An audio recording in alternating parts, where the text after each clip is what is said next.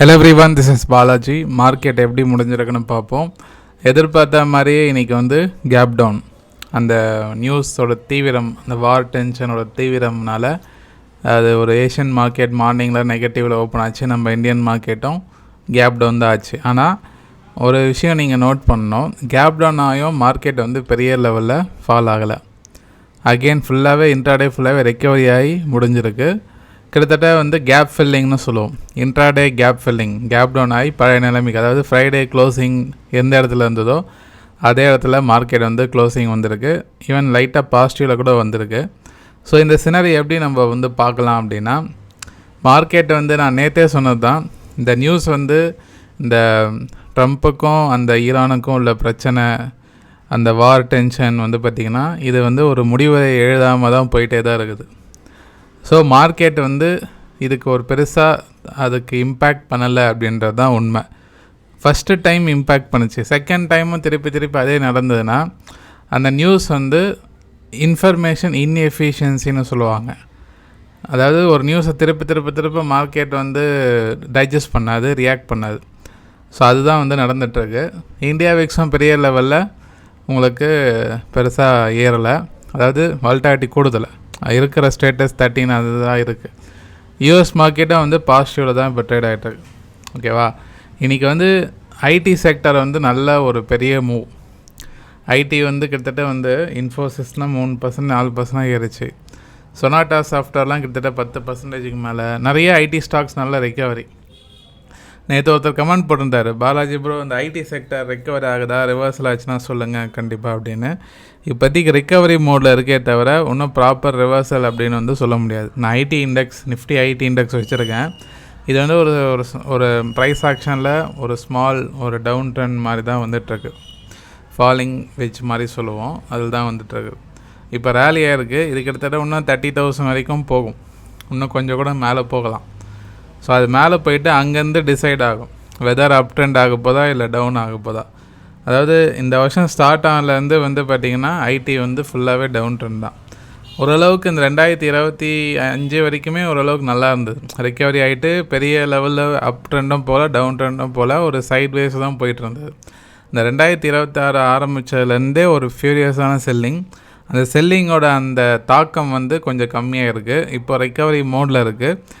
அது 30,000 வரைக்கும் நீடிக்கிறதுக்கு வாய்ப்பு இருக்குது. 30,000 ஐடி இண்டெக்ஸ் ஒரு ஸ்ட்ராங் பிரேக் அவுட் ஆச்சுன்னா ரிவர்சல் அப்படின்னு கன்சிடர் பண்ணலாம். ஷார்ட் டேர்ம் ட்ரெண்டு, நான் சொல்கிறது லாங் டேர்ம் ட்ரெண்ட் கிடையாது, ஷார்ட் டேர்ம் ட்ரெண்ட். அது அதுக்குள்ளே ஏதாவது நியூஸ்லாம் வராமல் இருக்கணும். வராமல் இருந்தால் பரவாயில்ல, பார்ப்போம். இன்ஃபோசிஸ் பற்றி சொல்கிறேன். இன்ஃபோசிஸும் பார்த்திங்கன்னா அதே சினேரியோ தான். இன்ஃபோசிஸ் 123, அதாவது 1123 கிராஸ் ஆச்சுன்னா 1200 வரைக்கும் சான்ஸ் இருக்குது. அதை பிரேக் அவுட் ஆச்சுன்னா தான் ரிவர்சல் ஆகும் ஷார்ட் டேர்ம் ட்ரெண்டு.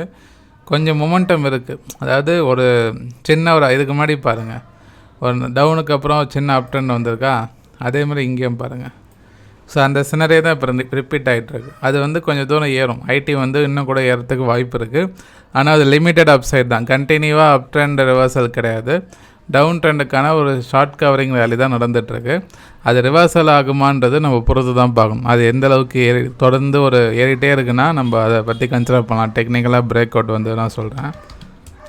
எல்லாத்துலேயும் TCS, Infosys, HSCL, tech Mahindra, அதுக்கு நான் தனியாக வீடியோ போடுறேன். இதிலே நான் சொன்னால் எல்லாமே டைம் ஆகிடும், இண்டெக்ஸை பற்றி பேச முடியாது.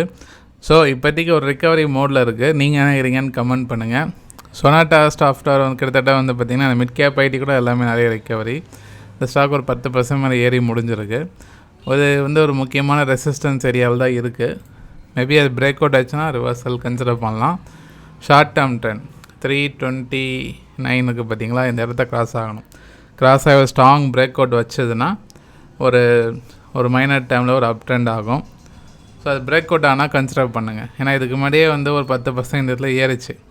ஏறினோடனே ரெசிஸ்டன்ஸ் தொட்டோடனே ஃபுல்லாக செல்லிங். அகெயின் இப்போ திருப்பி கஷ்டப்பட்டு அந்த இடத்துக்கு வந்திருக்கு. இந்த இடத்துல பிரேக் அவுட் ஆகுமா அப்படின்றத நம்ம பார்க்கணும். ஓகே, ஐடி ஒரு கண் வச்சுக்கிங்க, தொடர்ந்து ஏறுதான்றதை பார்ப்போம். இது நிஃப்டிக்கு ஒரு பக்க பலமாக இருக்குது. மார்க்கெட் ஃபர்தராக ஃபால் ஆகாமல் இந்த ஃபேக்டர்ஸ் நம்மளுக்கு ஹெல்ப்ஃபுல்லாக இருக்குது. மிட் கேப், ஸ்மால் கேப் எல்லாமே இன்றைக்கி நல்லா ரெக்கவரி. அதாவது ரெக்கவரினா கேப் ஃபில்லிங் நடந்து முடிஞ்சிருக்கு. கேப் டவுன் ஆகி ஃபுல்லாக வந்து ஃபில்லாக இருக்குது. விழுந்ததுலேருந்து இது வந்து நேற்றோட க்ளோசிங், ஓகேவா? கேப் டவுன் ஆச்சா, ஆனதுலேருந்து ஃபுல்லாக கிட்டத்தட்ட அந்த நேற்றோட இன்ட்ராடே ஹை கூட உடைச்சது. லாஸ்ட் மினிட்ல அந்த ப்ரீவியஸ் க்ளோசிங் பக்கத்துலேயே தான் வந்து முடிஞ்சிருக்கு. இதுக்கு பேர் வந்து இன்ட்ராடே கேப் ஃபில்லிங் அப்படின்னு வந்து சொல்லுவாங்க ப்ரைஸ் ஆக்ஷனில், ரைட்? ஸோ இப்போ நிஃப்டி வந்து என்ன கதை, பாலாஜி கேப் டவுன் ஆகி மார்க்கெட் ரெக்கவர் ஆகுது, நிஃப்டி கண்டினியூவாக மேலே போகுமா அப்படின்னா, இப்போ இருக்க சினாரியோ படி பார்த்தா சென்டிமெண்ட் வந்து அப் ட்ரெண்டுக்கு தான் ஃபேவராக இருக்குது. ஸோ மார்க்கெட் வந்து இந்த 23,800 கிராஸ் ஆகாத வரைக்கும் பிரச்சனை கிடையாது. கொஞ்சம் சைட்வேஸில் போகிறது கூட, ஏன்னா இந்த ரேஞ்சுக்குள்ளே தான் இருக்குது. இப்போ மேலே போனாலும் அந்த ப்ரீவியஸை வந்து உங்களுக்கு ஆக்ட் ஆகும். இந்த 24,560க்கு பக்கத்தில் ஒரு ரெசிஸ்டன்ஸ் இருக்குது பாருங்கள், இந்த ஏரியா, அதுதான் வந்து உங்களுக்கு முக்கியமான ரெசிஸ்டன்ஸ் ப்ரீவியஸை. அது அந்த இடத்த கிராஸ் ஆச்சுன்னா கிளியராக வந்து நம்ம அப் ட்ரெண்ட் அப்படின்றத தீர்மானிக்கலாம். பட் இப்போதைக்கு வந்து சென்டிமெண்ட்டாக பார்க்கும் போது 23,800க்கு மேலே ரீட்டைன் ஆகிட்டே இருக்கிற வரைக்கும் மார்க்கெட் வந்து அப் ட்ரெண்ட் சினாரியோ, அதாவது சைட்வேஸ் வித் பாசிட்டிவ் பயாஸ், ஓகேவா? ஸோ 24,200 தக்க வச்சிருக்க மார்க்கெட், which is good thing.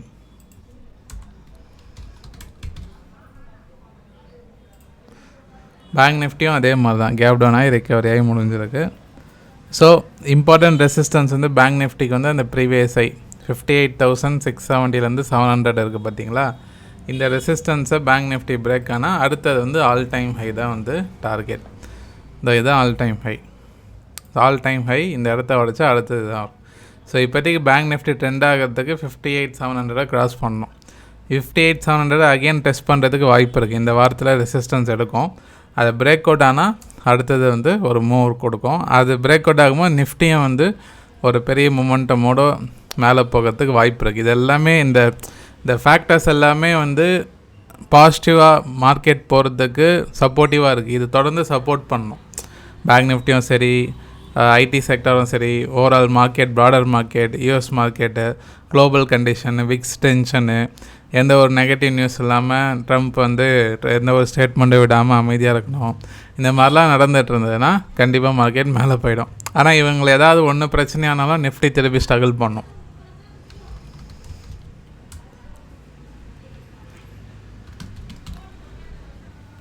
Reliance ஹெச்டிஎஃப்சியில் ஒரு பெரிய ரிக்கவரி இல்லை, அது சும்மா செல்லிங் சைட்வேஸ் தான் முடிச்சிருக்கு, ஒரு 0.5 நெகட்டிவ் தான்.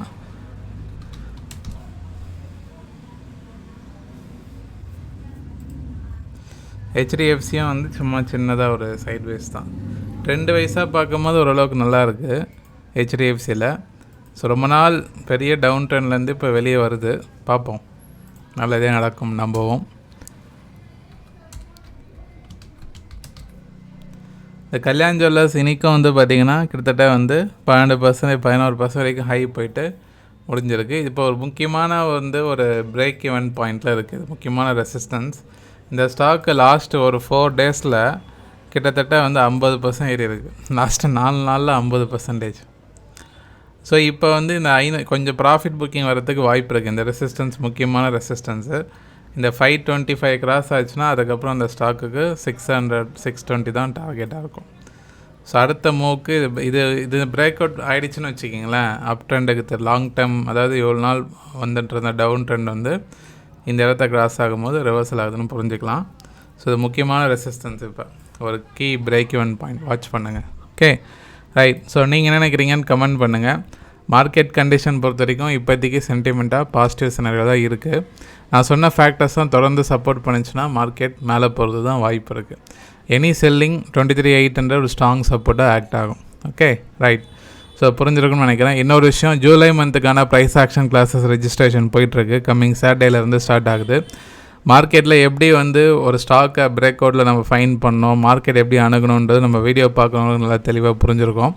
அதை நீங்கள் ஓனாக பண்ணும் போது தான் அதை வந்து சக்ஸஸ்ஃபுல்லாக நீங்கள் ட்ரேடிங் கரெக்டாக பண்ண முடியும், என்ட்ரி எக்ஸிட் ப்ராப்பராக எடுக்க முடியும்.